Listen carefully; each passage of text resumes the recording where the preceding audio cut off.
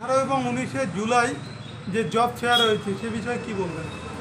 আমি সর্বপ্রথম বলবো সিতাই এবং শীতলকুচি এলাকা বেকারত্ব যুবক যুবতী এবং ছাত্রছাত্রীদের সবাইকে আমি জানাচ্ছি গুড নিউজ এবং শুভ সংবাদ। সমস্ত ছাত্রছাত্রীদের উদ্দেশ্যে বলছি, আমাদের শীতলকুচি কলেজ এই সর্বপ্রথমবার জব ফেয়ারের আয়োজন করা হয়েছে।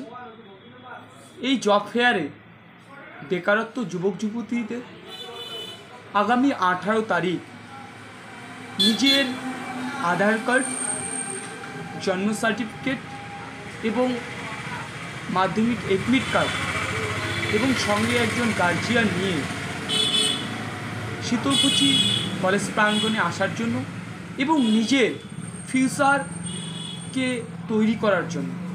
এবং আমি বলবো যে তারা নিজের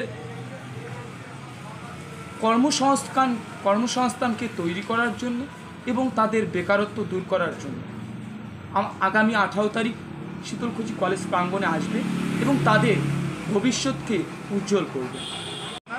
আমার নাম জেবি চৌধুরী।